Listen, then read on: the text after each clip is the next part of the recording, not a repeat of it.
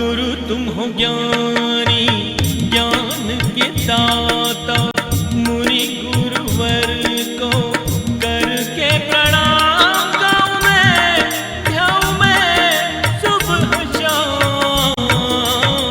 पुलक सागर एक नाम एक नाम। इस कार्यक्रम के पुण्यार्जक हैं श्रीयुत ओम प्रकाश बापूजी, पुष्पा देवी जी जैन, सूरत। कार्याध्यक्ष जिन शरणम तीर्थ ट्रस्ट एवं परम संरक्षक पुलक मंच परिवार। लड़ लिया, झगड़ लिया, बोल लिया। किसी व्यक्ति की एक विचार पसंद नहीं आए तो पूरा व्यक्ति खराब थोड़ी होता है। उस विचार में असहमत रहो, बाकी विचारों से तो सहमत होना चाहिए। ध्यान रखना, मनुष्य है, विचारशील व्यक्तित्व है, बोलना बंद मत करिए। लड़ते झगड़ते माँ बाप में पिटता पप्पू है, कभी भी देख लेना। यहां तक मेरा अनुभव है। अब पति पत्नी दोनों लड़ लिए, अब झगड़ा हो गया, पिसता कौन है? खाने वाला पिसता नहीं, पिसता पप्पू है। इधर से मम्मी कहेगी जा बोल दे पापा को खाना बन गया, और सुन रहा है पापा, इतनी जोर से बोल रही है, लेकिन मीडिएटर कौन बना है? पत्रकार। यहां का संवाद वहां पहुंचाने वाला। जा पापा को बोल खाना बन गया। पापा ने भी सुन लिया, पप्पू गया, पापा पापा मम्मी कह रही खाना बन गया, जा बोल हमें नहीं खाना।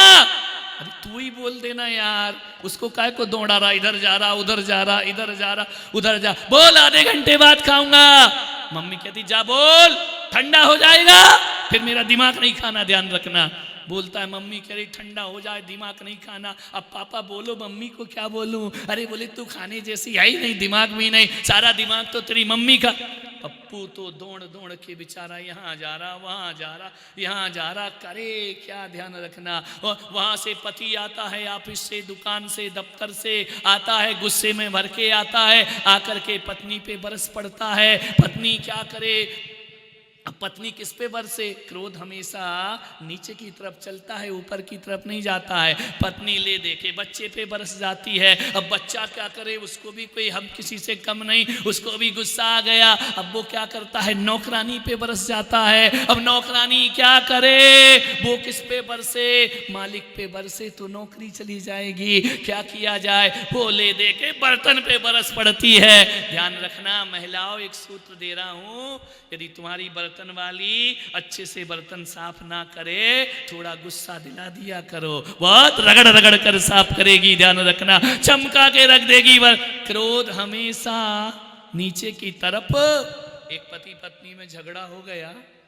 झगड़ा क्या? हिंदुस्तान पाकिस्तान की बमबारी हो गई। पति को सुबह दिल्ली जाना था, डूंगरपुर का पति था। कब तक ऋषभदेव वालों को पकड़ेंगे अपन?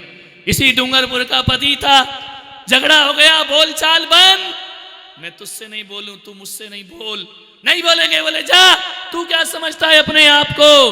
पति ने कहा तू क्या समझती? नहीं बोलूंगा। अब हुआ क्या? कल जाना पट्टे को दिल्ली है? उठने की आदत 9 बजे की।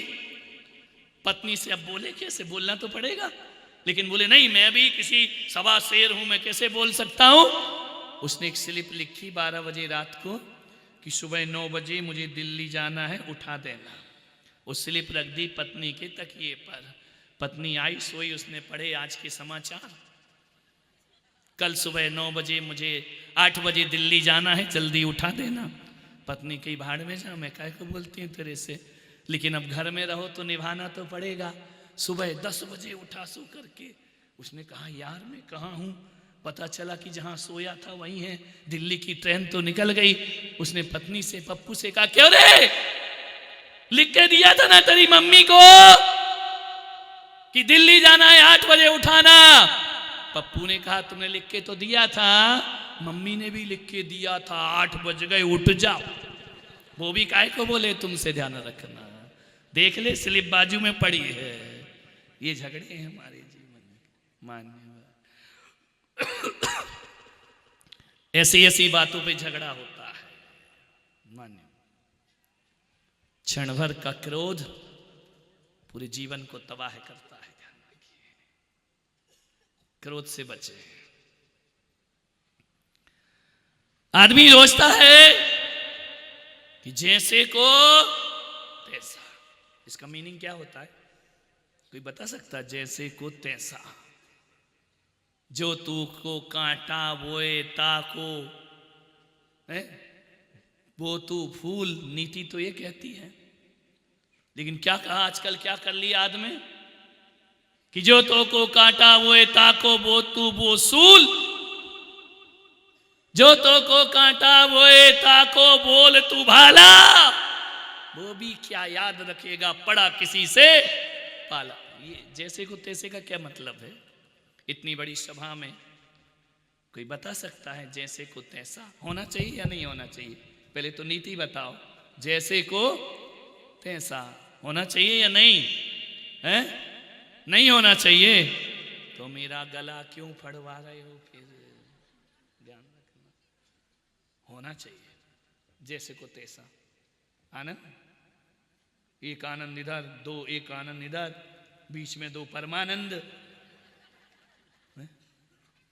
जैसे को तैसा होना चाहिए या नहीं होना चाहिए? क्या समझती आप इसका? मुहावरा है जैसे को तैसा। इसका मतलब थप्पड़ को थप्पड़ ही, या ये क्या होना चाहिए? घुसा होना चाहिए। थप्पड़ में क्या रखा है? नहीं।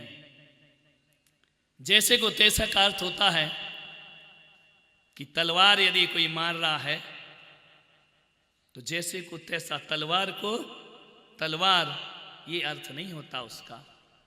तलवार का अर्थ होता है कि तलवार का प्रहार हो रहा है तो तुम्हें ढाल बनना चाहिए। ध्यान रखना, इसको कहा जाता है जैसे को तैसा। ध्यान रखिए, विचार करिए। आपसे निवेदन है, यदि जैसे को तैसे का अर्थ तुम्हारा वाला अर्थ लगाऊंगा तो हालत खराब हो जाएगी। अब पेशेंट गया डॉक्टर के पास, तो अब बताओ डॉक्टर पेशेंट बनेगा या पेशेंट डॉक्टर बनेगा? नहीं, डॉक्टर डॉक्टर रहेगा और बीमार बीमार रहेगा, दोनों ही एक से हो गए। तो बताओ मेरे भाई डूंगरपुर वालों, इलाज करेगा कौन? ध्यान रखिए, यदि एक डॉक्टर है तो एक को मरीज होना चाहिए। ध्यान रखना, दोनों ही मरीज हो गए तो भी इलाज नहीं होगा, और दोनों ही डॉक्टर हो गए तो भी इलाज नहीं होगा। ध्यान, एक डॉक्टर एक मरीज, इसको बोलते जैसे को तैसा। ध्यान रखिए, समझ आ रही बात? समझ में आएगी। यदि आप बोलो कि एक आंख के बदले दूसरी आंख ले लो, ऐसे तो पूरा हिंदुस्तान अंधा बन जाएगा मेरे भाई। ध्यान रखना है, एक आंख के बदले दूसरी आंख मत लीजिए। ध्यान रखना, पूरा विश्व अंधा हो जाएगा। आग बुझाने के लिए जैसे को तैसा करोगे या आग बुझाने के लिए पानी की व्यवस्था करोगे? बोलिए, आग से आग बुझेगी क्या? कभी बुझती नहीं है। वैसे ही मैं आपसे निवेदन कर रहा हूं, जैसे को तैसे का गलत अर्थ मत लगाइए। यदि आग है तो पानी बनिए, और पानी है और जहां आग है वहां पानी बनो। आग में आग बनोगे तो पूरे गांव को जलने में फिर ज्यादा देर नहीं। क्रोध है तो क्षमा बनो। क्या बनो? क्षमा होना चाहिए, जीवन तभी सार्थक होगा। आदमी का दिमाग माचिस की तीली हो गया, जिसके ऊपर बारूद लगा रहता है। थोड़ा सा माचिस के बॉक्स में किसी ने रगड़ा, आग लगने को तैयार है। ध्यान रखना, माचिस की तीली जल जाए कोई बात नहीं, क्योंकि उसमें दिमाग नहीं है।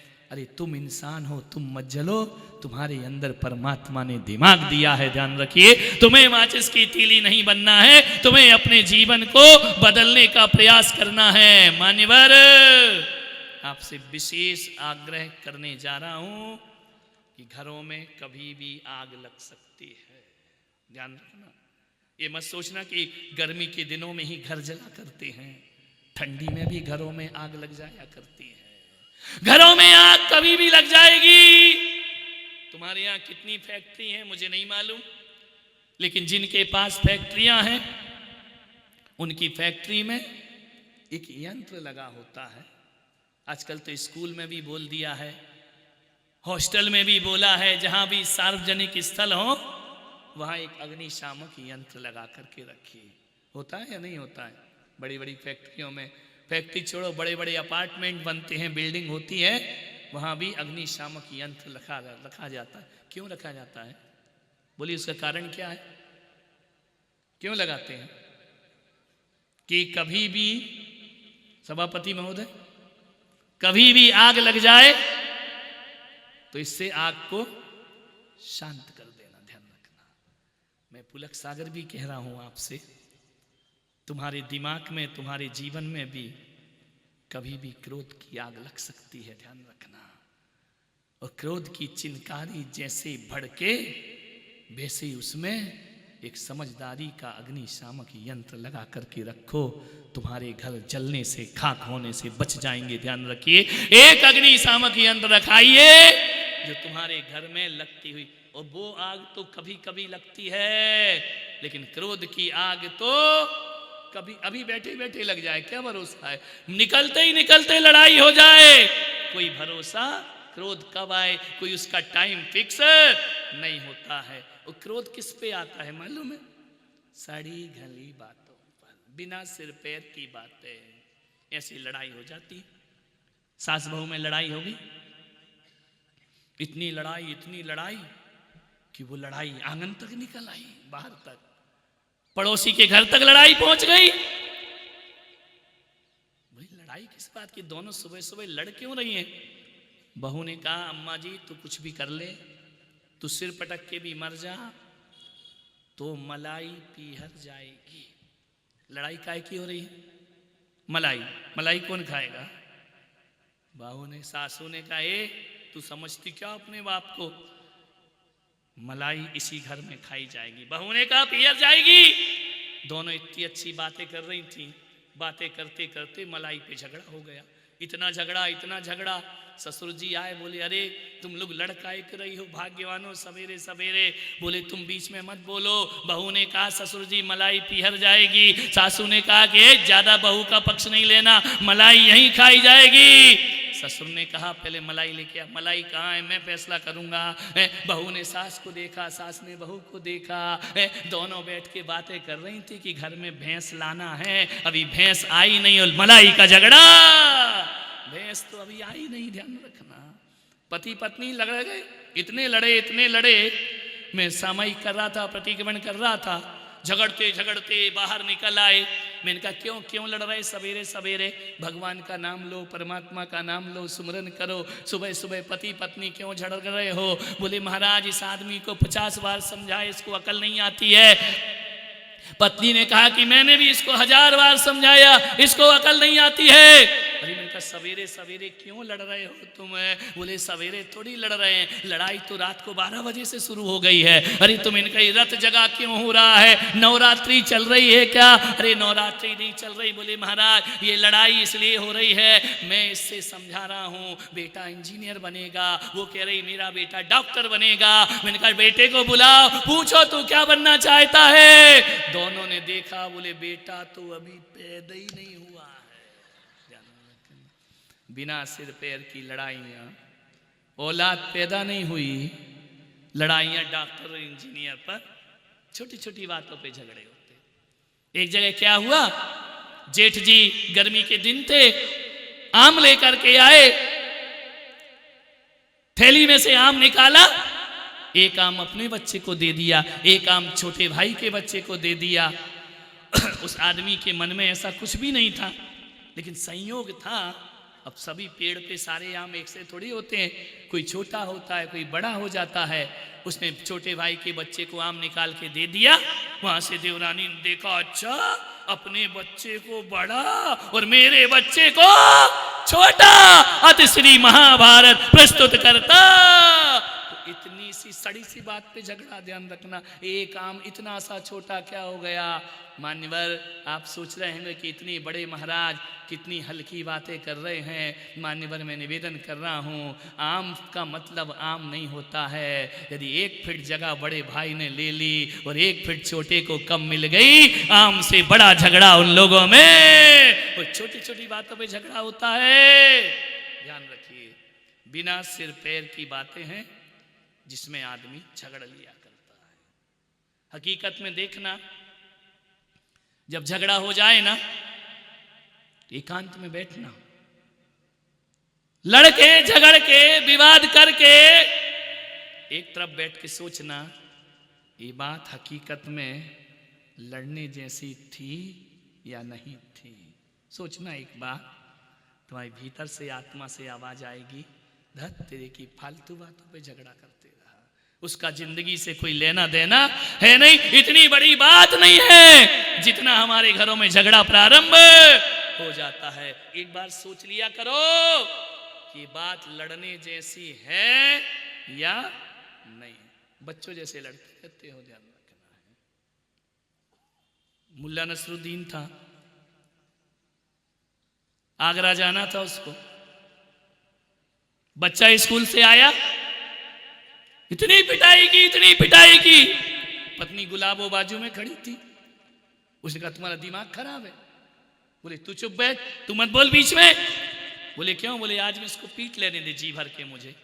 अरे बोले कोई भी बाप हो, बोले कल मुझे आगरा जाना है, अरे कोई भी बाप जब जाता तो बच्चे से प्यार करता है, गले लगाता है, उसे अब आलिंगनबद्ध करता है कि बेटा मैं जा रहा हूं। तू कैसा बाप है, तू लड़के को पीट रहा है। बोले तू चुप रहे, आज इसको जी भर के मार लेने दे। बोले क्यों? बोले इसलिए कि कल इसका रिजल्ट आएगा और मैं यहां रहूंगा नहीं, और मालूम है कि ये पट्टा फेल जरूर। भविष्य की बातों को लेके झगड़ा, भूत की बातों को लेके झगड़ा कि कल ये फेल होगा तो इसे मारेगा कौन। ध्यान रखना मान्यवर, कभी कभी हम भविष्य को इतना ज्यादा सोच लेते हैं कि वर्तमान में क्रोध करते हैं, और कभी कभी भूतकाल को इतना याद करते हैं कि वर्तमान को जहरीला बना लिया करते हैं। ध्यान रखना, मेरे महावीर तो कहते हैं कि ना भूत में जियो ना भविष्य में जियो, वर्तमान में जियो, वर्धमान बनने में ज्यादा देर नहीं लग। वर्तमान में जियो, आज में, कल क्या होगा, कल किसने देखा है मेरे भाई। इस कार्यक्रम के पुण्यार्जक हैं श्रीयुत ओम प्रकाश बापूजी, पुष्पा देवी जी जैन, सूरत। कार्याध्यक्ष जिन शरणम तीर्थ ट्रस्ट एवं परम संरक्षक पुलक मंच परिवार। गुरु तुम हो ज्ञानी, ज्ञान के दाता, मुनि गुरुवर को करके प्रणाम।